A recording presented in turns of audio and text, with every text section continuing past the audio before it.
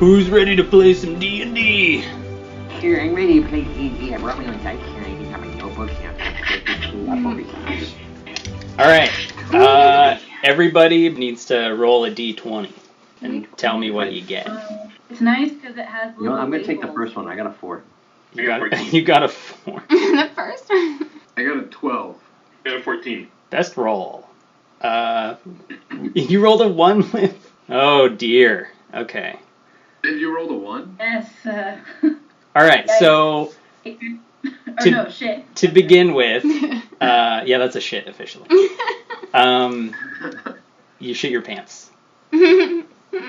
So, to begin with, everyone is in a different place, wherever you call home. So, I figure Gulrik is doing some Tai Chi somewhere. There you go. So everyone's kind of hanging out, doing their thing. No big deal, it's just another day. When suddenly you are ripped from that world of yours of familiarity and you begin spiraling through the void. We'll have Jastira start. I need some spiraling through the void sounds going. It really put me in the void. Lightning crackles in the background. Pure mayhem ensues. You're confused. You don't know where you are or what's happening. Alright, so you're trying to hold in your breakfast, and it kind of comes up a little bit. But you manage to hold it back, and you're increasingly confused. And from there, there's this strange voice and sort of spectral figure that appears that all of you can see, but you're still not together, right? So you're being ripped through the void, and then this strange figure appears. He has a face a little bit like this. I'm out. This bone face is very, very far off in the distance that you can see. So he asks you, Jastira, he asks you who you are and what are you doing here. Well, if I know. I'm just minding my own business. And he says, are you a willing participant in this? What this is. Do you think you can stop me in my plans? Yeah. Because you will fail. You will fail in your attempts to stop me. How dare you? So now you see, in the distance, you see another figure spiraling towards you. If you want to roll a acrobatics or athletics check. I'll do an acrobatics. So you probably want to pick whichever one is a higher 23. Skill. Oh, shit.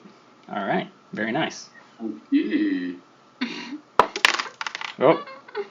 It jumped out. Acrobatic or what? Oh, wait, I can't see it. Oh, 10. Okay. 10? Okay.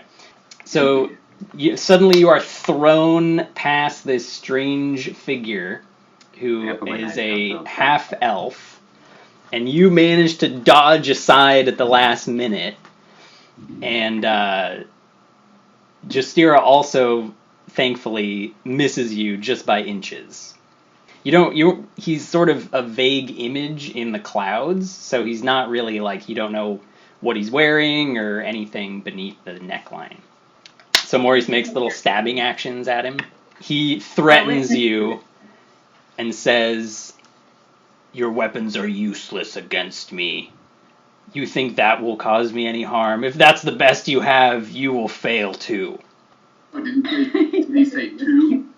Oh, 2.5. And then next I will have... I got a 12. 12, yeah.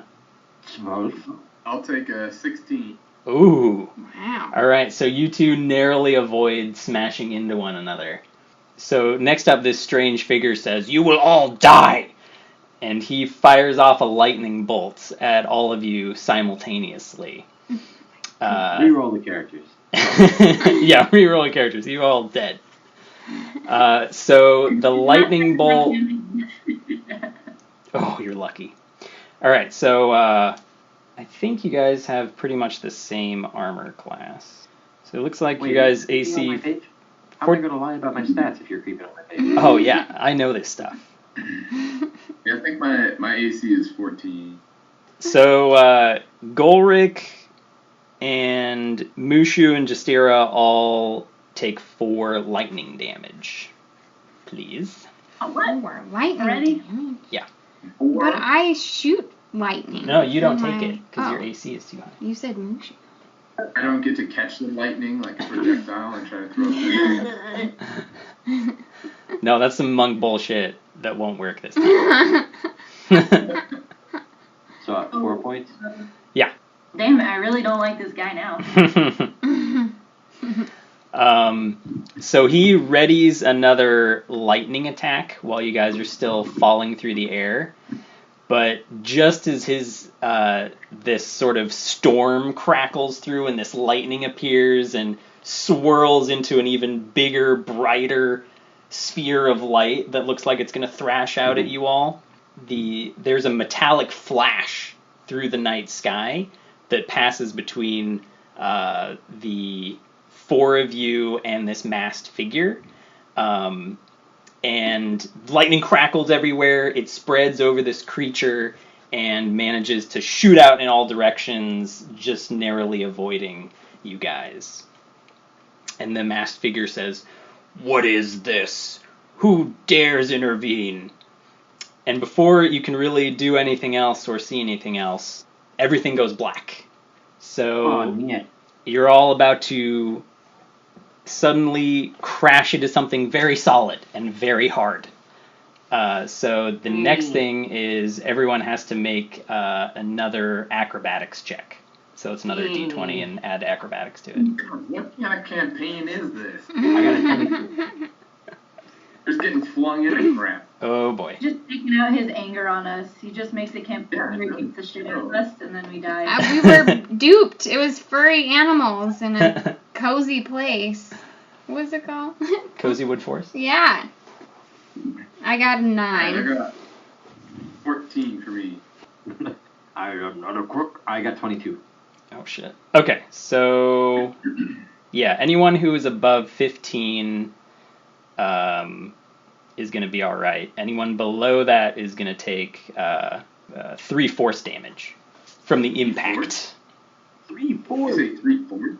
No, 3 Before. force damage. Oh. F-O-R-C-E. 3 force? That's no problem. Oh yeah, fair. Yeah, we're gonna have a long rest before we even get to do anything. And you took Did you take lightning damage? No, I was above the lightning, man. Okay, all right. I was the 16. Okay. There was play. So at this point, Elbows hurt. everything is completely changed from what you saw before. So what you see is a cellar. So you see like stone floors, vaulted ceiling over the top of you, although it is wooden instead of stone, which is kind of unusual for like a cellar area. And you know it's a cellar because there's several huge barrels lining the walls. And the room itself is seems pretty small, so it seems like about 20 feet by 20 feet. And you notice that you are not alone. So in one corner there are 2 figures. Do I see potatoes? You don't see any potatoes. Are they wearing a skull mask? Is there stonework in this cellar? Are there works of stone in this cellar?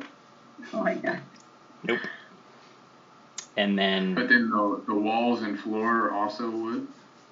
the walls are wood, the floor is stone. So it's Can I like do a intelligence history check on the origin of the stonework? you sure can. Floors? Yes. I guess you are a dwarf. You're making a history check. An intelligence check.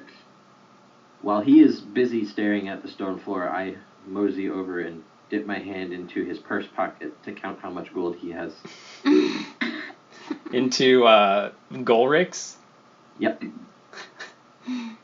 All right, you'll have to roll a sleight of hand.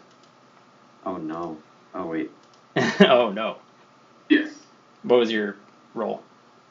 19 natural. What? What you can tell about the stone is that it is like roughly hewn.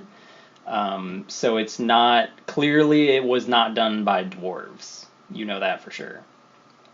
And it's pretty shoddily done. And the stones, there's nothing particularly unusual about them. It's not like they're volcanic or something like that. I don't know the origin of whoever made them. Nope. Bummer dog. You just know that it's not dwarves or any race that's like, somehow amazing at stonecraft or even just sort of, wouldn't even have the proper tools to do that. So the cuts on the stones are clearly done with other stone implements or maybe steel, but not sort of very fancy. It's not like they have stone cutting saw blades or something like that. We don't know each other, right? None of our party knows each other. We all got pulled from random places. Correct. Yeah, I got a 10. So with a 10, you don't manage to find anything in Gulrik's pocket. At least the one that you tried for. Do I have to roll to sense him in my pocket? Yes. Yeah. So you can. He was distracted. That he was looking at the floor.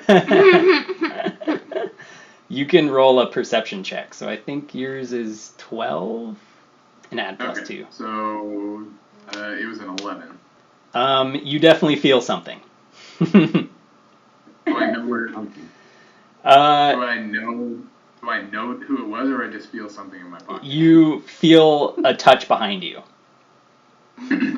Ulrich turns around to see where the touch came from, the bad touch. Show me on this doll.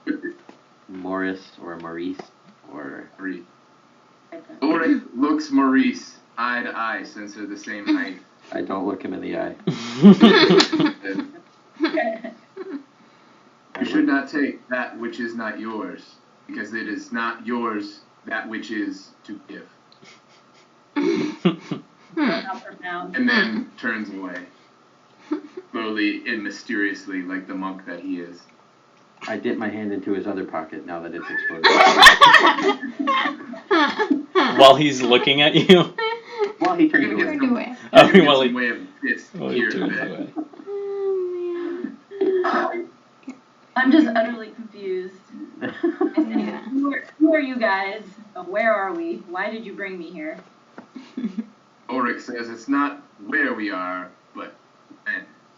How high is your wisdom? Because it's a lot higher than mine. So realizing this is far above my head, I just look around and go, I didn't bring anyone here. Does anyone know how we got here? So, at that point... Sounds like a trans-dimensional portal. Go ahead and roll a perception check. I got a 7. Okay. 4. I got a... Wait, that's not me. What about Gulrik? I had a 20 non-natural. Okay. I rolled a 13 and we're adding perception. Your wisdom. Oh, total of 15. All right, so the two of you that rolled a 15 or better, you hear voices from those two individuals in the corner. And they're like, one of them who is like, sounds much older and kind of a huskier voice, but still very high-pitched. He's like, was that supposed to happen? Is that how it works? I don't think that's right. And then the clearly younger voice is someone who says, I walk over toward the two figures, ask them, what is going on here? So one of them leaps forward, brandishing a wooden club, and leaps forward at you with it held out like that. And he says, "Are you with them?"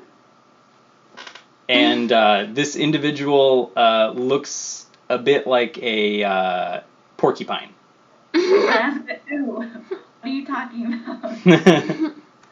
Gulrik also steps forward closer to the porcupine and says, "He who has new enemies that he does not know even their names is one is very weak indeed." This guy. I already don't like him. I know "noth" isn't a word. It is in Hildworth. The porcupine turns to you and says, "Are you calling me weak? Because I'm the mayor of this town, buddy." Doesn't look like much of a town. Mushu steps forward. He's towering above the porcupine and says, How tall is Mushu? What is 6.5 feet. Oh, you broke the rule. I'm a dragon. What rule? I was gonna be a gnome. You're supposed to be a traveling midget band. Oh. Oh, I didn't know that. Could change my height. I guess it could be a tiny Mushu dragon. No, do not listen to that. It does not matter. And you shouldn't.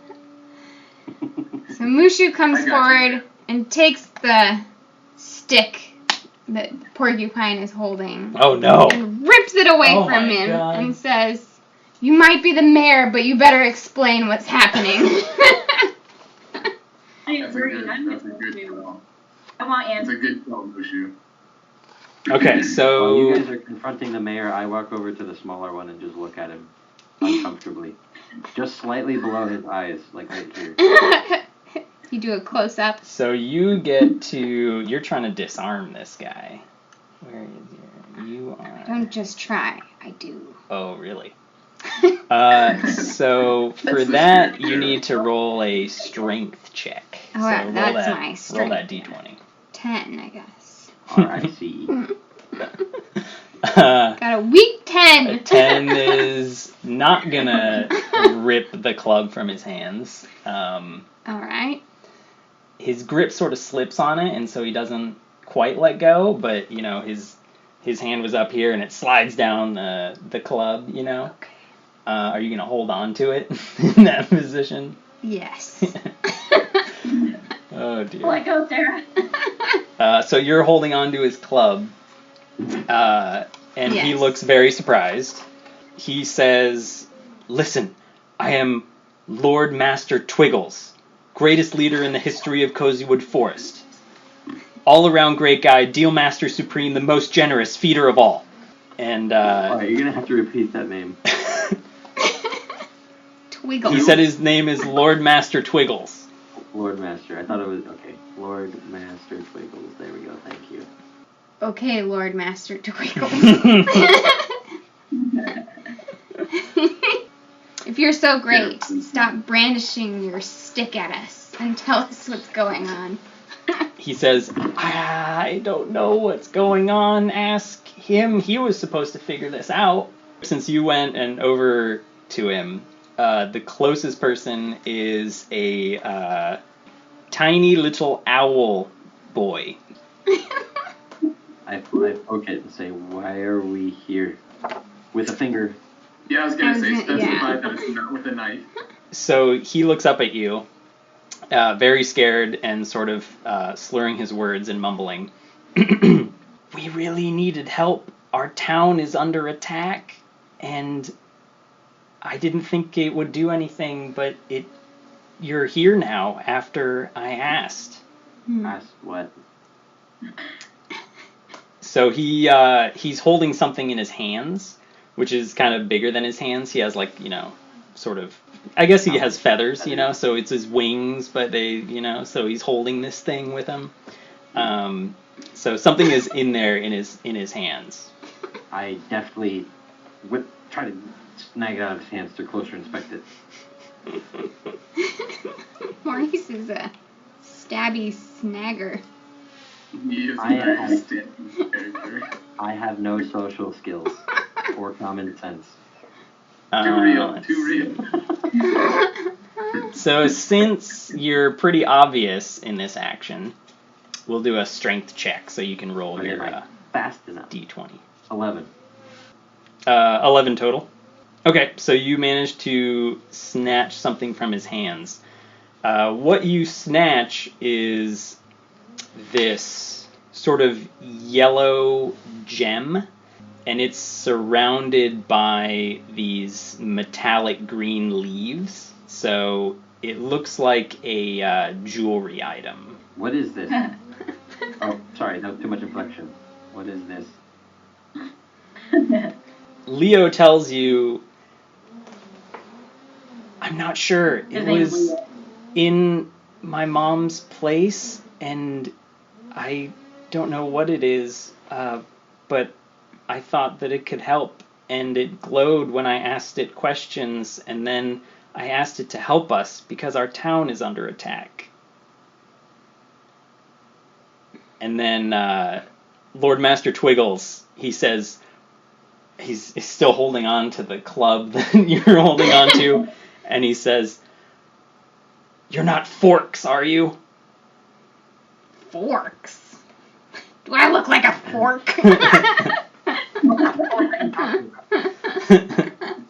They say, what are forks? And what is attacking your town? You don't know what forks are? He tries to pull the club back from you.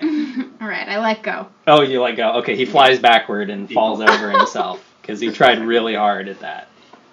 As some of his quills land in a big pile around him when he falls backward, and I go and pick him up. Now you have quills stuck in you. yeah, you get impaled by his quills. Oh, God. Take And then I the slap him over. Just kidding. All right, why don't you? Gulrik says to the owl, "Do not be afraid. Do not be scared. Whenever there is injustice, deed comes You can knocking." take 2 damage for 2 quills that get stuck in you. Say that again, Gulrik. Oh, I said I turn to the owl and say, "Do not be afraid. Or do not be scared. Whenever there is injustice, deed comes knocking and answers the call." And he says, "Oh, thank you. Thank you, thank you. We need you really bad. Please, thank you." And he will crawl up and put his feathers on your feet, kind of begging. Stand up, young owl. There is no need for this. You are as strong as a tree if you allow yourself to be. He stands up very excitedly and he says, "Like the tree of never-ending autumn?" Hello, Correct. what? Never-ending autumn. No, I heard you then. Oh. And Liv, when you Never asked your ending question, owls, young owl, have I heard of the tree of never-ending autumn? Please share its wisdom. so Jastira asked what a fork was, and Lord Master Twiggles is going to say, "They're big and they're ugly, and I can't believe that you don't know what they are, and they're right outside that door! Help us!" And then there's this, there's a hatch that's in the ceiling, and it's pretty big. And all of these barrels are stacked up, and but they don't quite come up to the level of the hatch that's up there. And the hatch is shaking, and there's a bunch of loud voices, and and the hatch is being smashed in. Don't most hatches open upwards?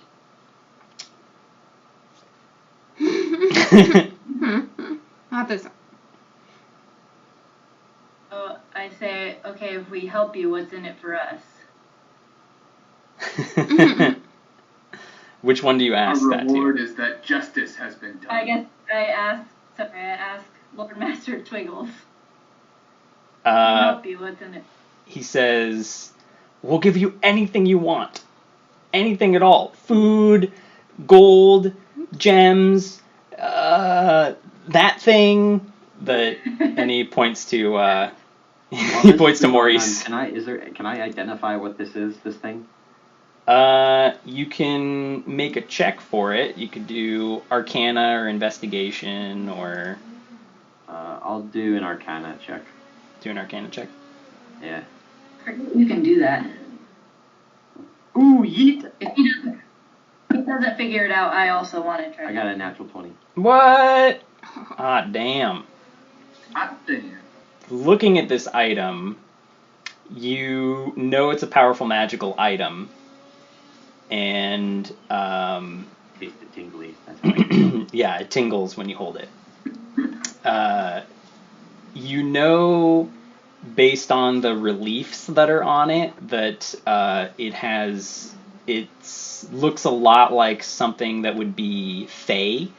So something related to natural magics of the forest, elf related, but not necessarily elf, but more like fey creatures, so like sprites and fairies and that sort of thing. Yeah. So that's the sort of school that it's in, although you don't know much more than that. You can just sort of identify that about it. I will help you if you give me this. The Leo, the little owl boy, is very upset about this and sort of mumbles and cries a little bit. But the porcupine is like, "It's all yours." I put it into a pouch. Lord Twiggles, are these forks evil? What have they done to you? They've killed us all. But you, sir, are still alive. I know. Then how could they have killed you all? They want to. All they do is eat anything and everyone. Babies. They're awful. They've murdered people and eat children and burn places, and they've destroyed a whole town. Gosh. Well, I don't run from evil. Evil runs from me. I start to climb the barrels. The hatch is being smashed in, and there's something pointy juts through the hatch door, and it's clearly collapsing and being knocked through. Okay. I have it. While that's happening, I try to search the room for some sort of escape route. All right, you'll need to Please. make a investigation. So roll a d20. Let me get my dice out. Oh shit, your investigation is +5. Yeah. Not bad. 12 plus 5. 17. 17. There doesn't look to be any other way out. There's only one way in and out, and that's the hatch up there.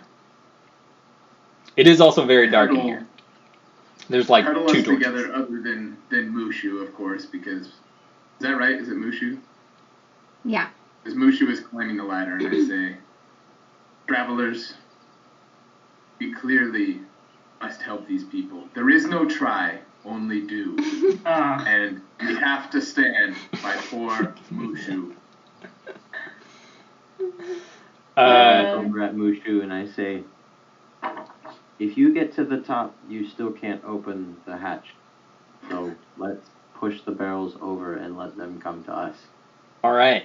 The hatch explodes open, and you need to roll a acrobatics check. Oh boy, I haven't even done anything yet. Everyone or just Mushu? Oh, Jesus. Just Mushu. Oh boy. So 6. So that bit of a door is gonna hit you. Right in the face. Wow. Having a rough day. Having a rough day. Pow, right in the kiss. Pow, right in the kisser. Pow, right in the kisser. 2 damage. What the hell is that from? It's from, I need to rest. Family Guy. Yeah, that's right. Okay. Can I do a rage now? Oh, she's I a can barbarian. rage with lightning shooting from my Oh yeah, that's mouth. your breath weapon. Where's that book? Wait, so are you a dragon or a dragonkin? dragonkin. Yeah. Okay. I don't think there's actually dragons. Yeah, as part of your investigation, What? when you're, do you move around in the room?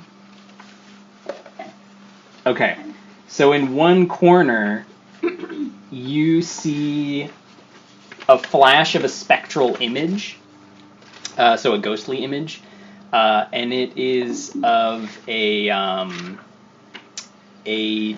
tiefling man, so sort of a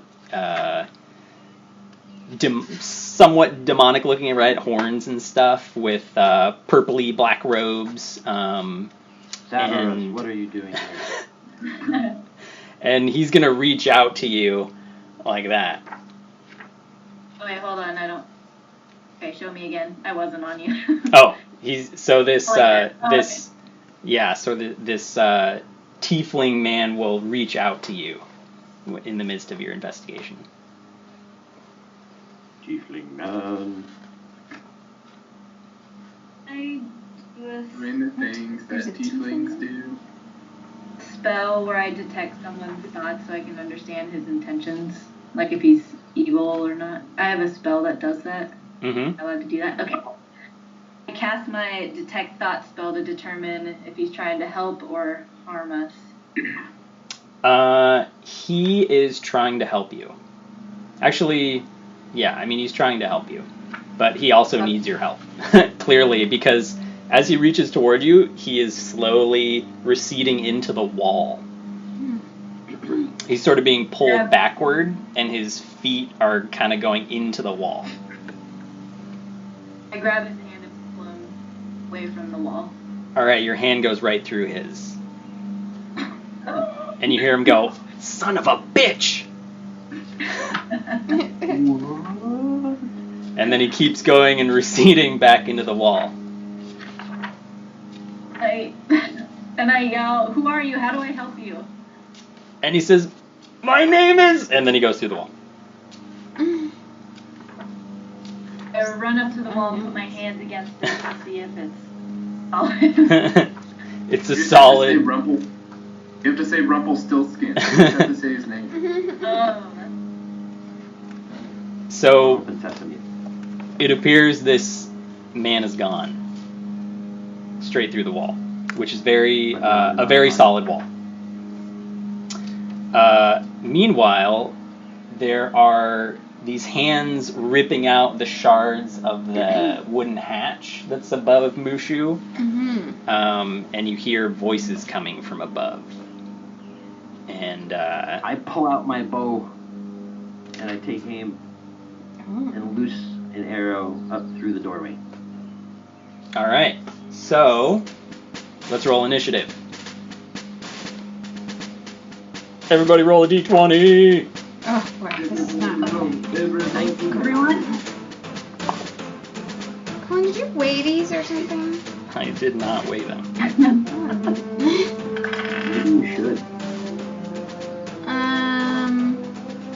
Ooh.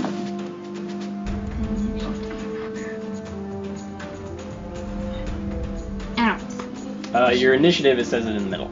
So yours is +2, so you rolled, so you have a 7. 7. It's the same as your dexterity modifier.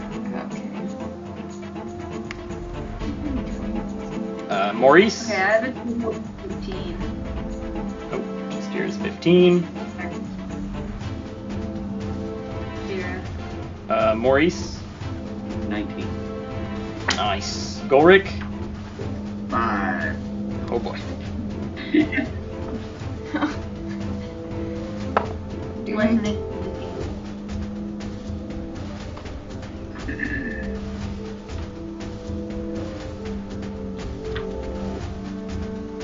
All right.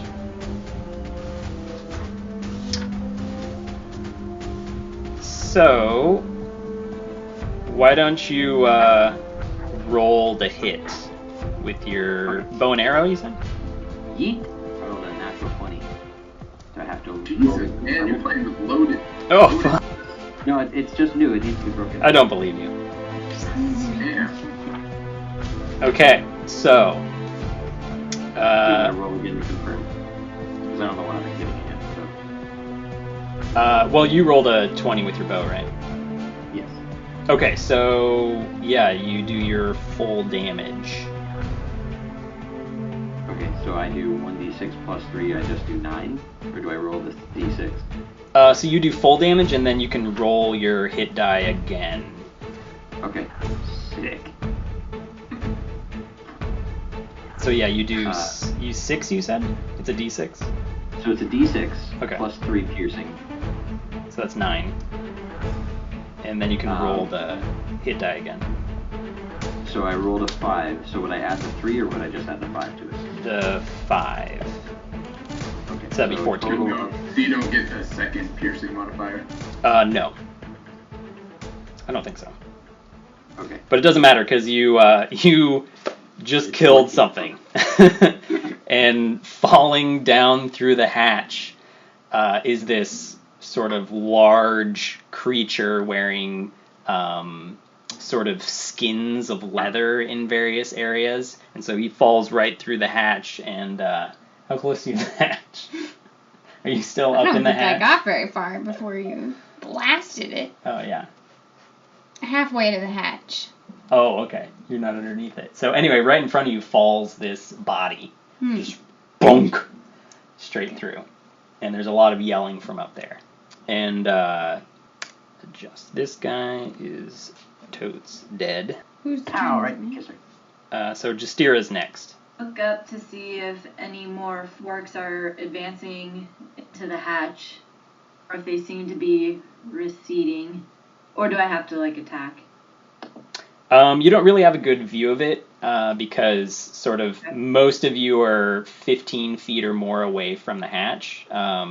It's just Mushu that's kind of close to it. So you could move and get a better view. Okay, I move directly under the hatch and look up, and simultaneously I get ready to cast my blindness and deafness spell. Okay. They seem to be advancing. There's definitely one that you can see through the hatch. It's a big, snarly, white-skinned orc-looking guy. Where's the fork? More like a band of creatures rather than like a race of creatures. Yeah, Lord Master Twiggles in the corner is like, see, that's a fork. You're fucking orcs. So they're orc fuckers. that this thing silent towards us, so I cast my blindness and deafness spell. Oh, yeah. Okay, so you can roll a... Oh, wait. Do you have to roll a...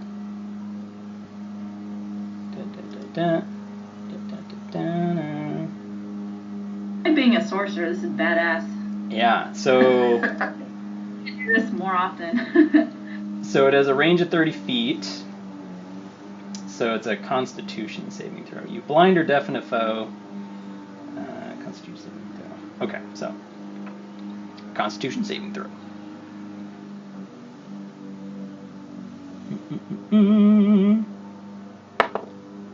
Oh yeah, he failed. Nice. So the target is either blinded or deafened, your choice. Blinded. Okay, so he is blinded. So he, falls backward and screams, "Ah!"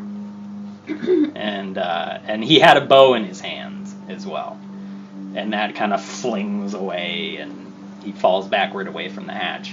There's more yelling up there, so clearly there are more of them. Does the bow and arrow drop in hatch, or is it? No, he's still holding on to it, but falling Oh. backward. He's kind of holds onto it, while doing two things at once and moving backward away from the hatch now. Since we're in attack mode, it's someone else's turn now, right? Yeah, that's about it. The only thing left you could do is a bonus action. I'm not sure if you have any of those, and I don't know if you really have a need to use that just yet, if you have any. So next up is gonna be one of these forks who's going to use the bow and arrow and make a ranged attack at Great. I'm directly right under at you, him. yeah, because you're right underneath him. So that's a pretty good target. Yeah, man. Oh, he didn't do too well. Sorry, he's using a javelin. So he throws a javelin down through the hatch directly at you. It misses by a couple feet and clatters onto the stones below. Wow. And he screams something that you're pretty sure is some orcish dialect of a swear word, for sure. For sure. Do I speak Orcish? I did. Yeah, what do I speak?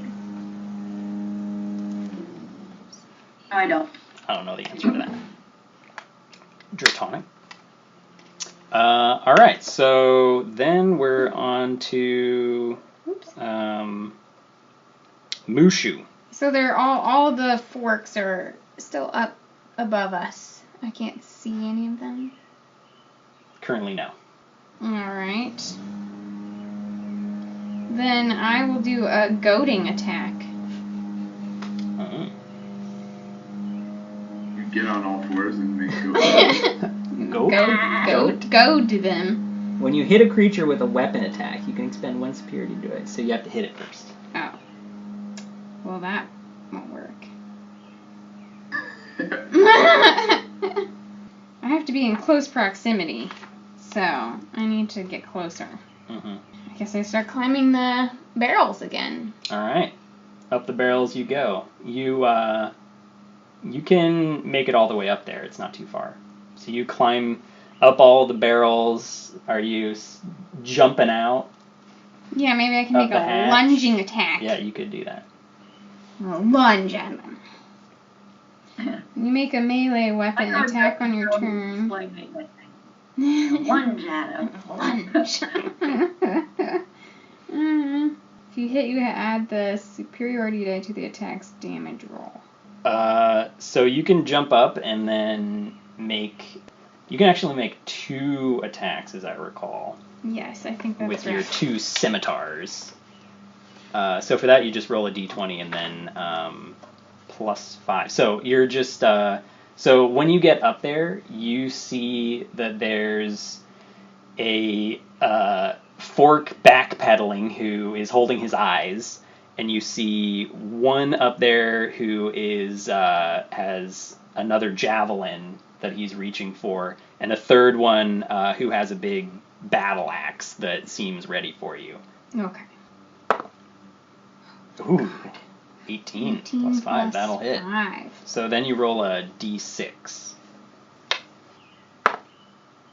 Alright. Unfortunately, my blindness only lasts 1 minute.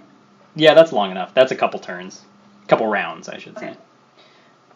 So, yeah, you're going to make a swipe at him, and you'll do 5 damage to him, and you can do that same process again to see if you hit with your second attack. Oh, okay. Oh, Yeah, that's not going to do it. 7. So your second attack misses him. Alright.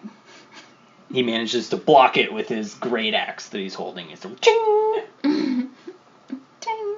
And then next up is our monk.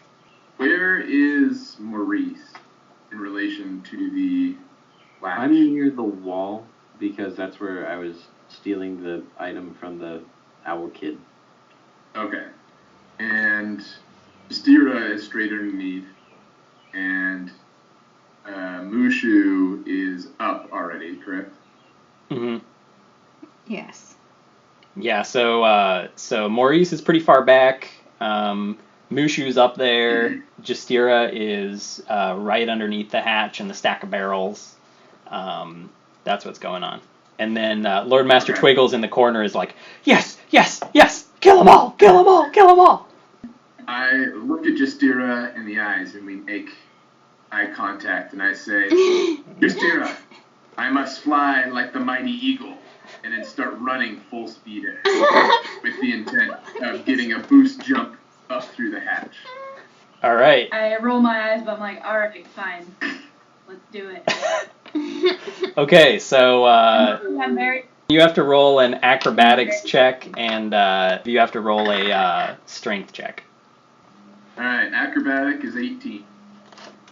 Nice. Okay, so you succeed on acrobatically jumping upward into the, with, Jastira's arms, hands out, ready to throw you up there. What's your strength check? That would be Jastira. Okay, well, I have a +0, so we'll see how this goes. Oh god. I don't like that. That's why I wanted him to do it, but he's too far away. I saw that his strength was better.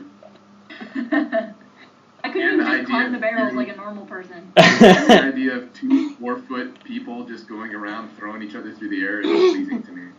Yeah, you picked a scrawny elf to throw you up.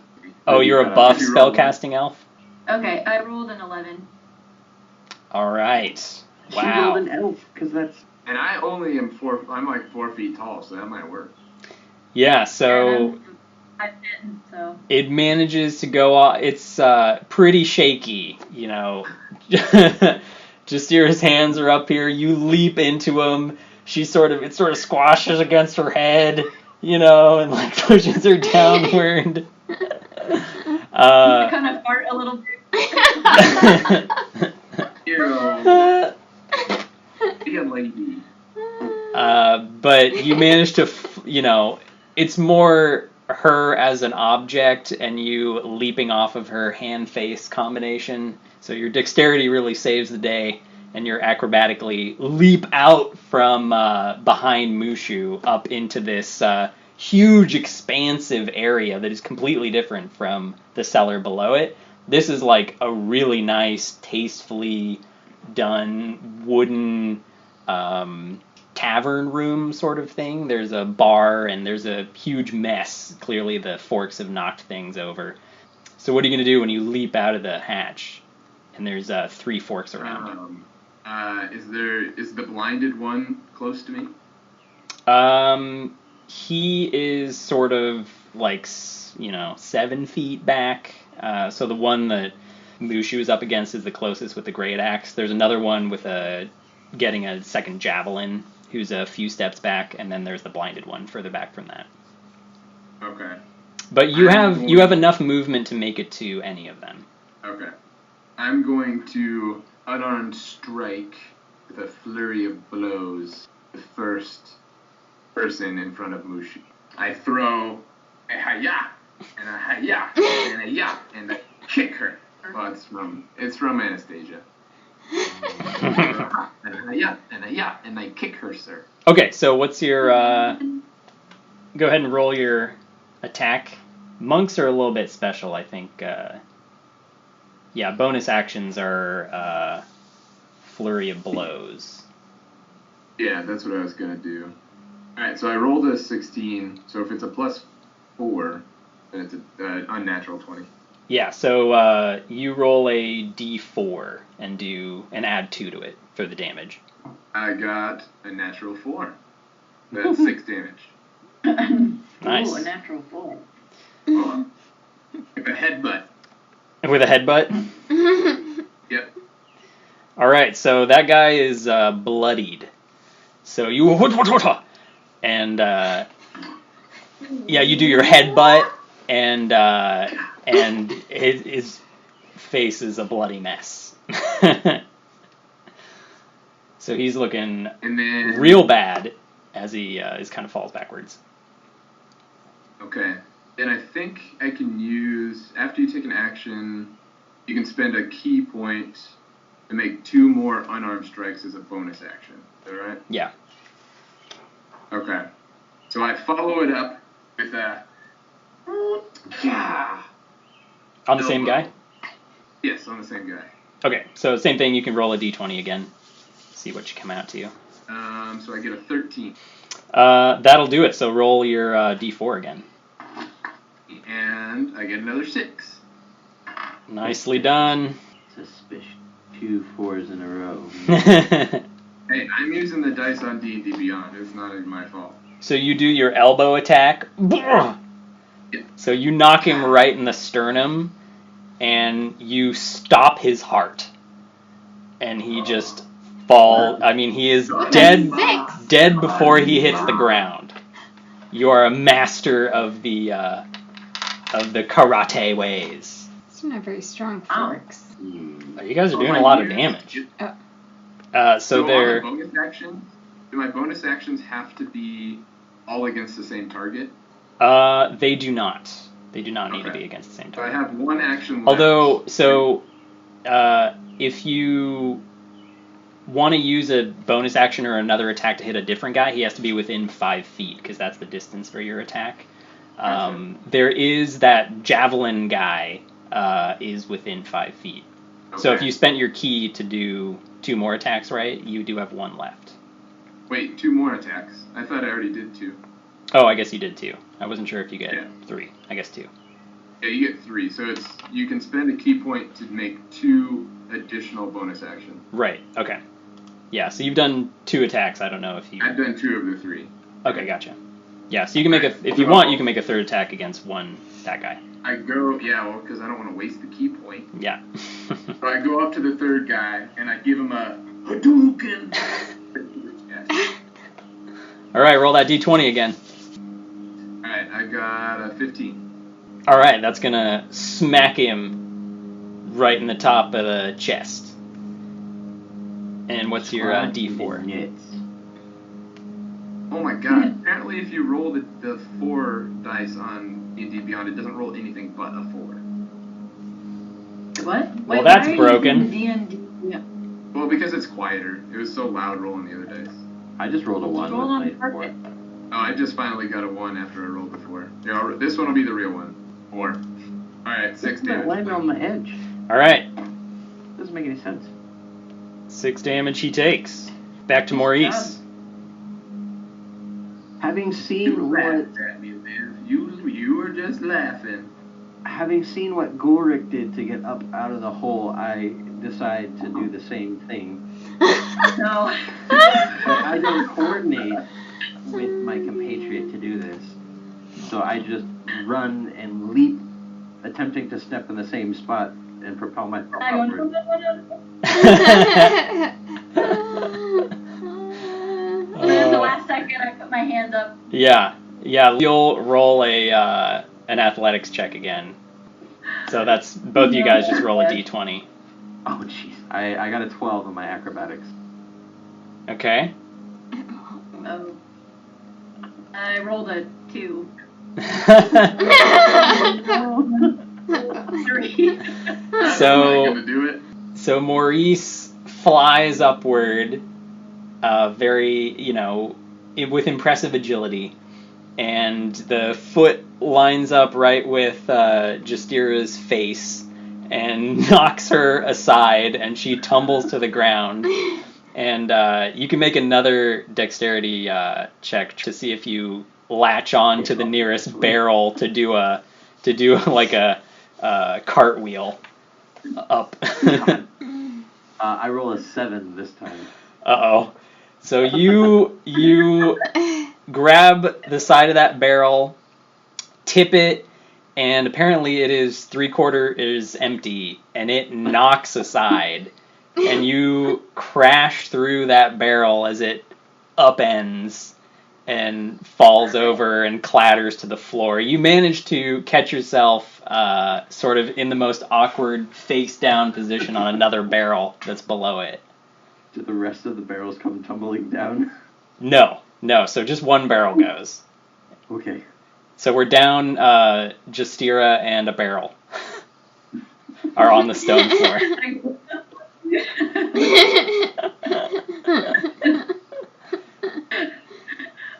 Okay, so now Isn't within range of any of the enemies. He could use his attack to continue moving, if you want to do that. Yeah, I'll try to scuttle up the rest of the barrels to get up and out. Okay. Yeah, you don't need a roll for that. So you manage to get up and out of the hatch, and you join Mushu and Gulrik in the large central room above.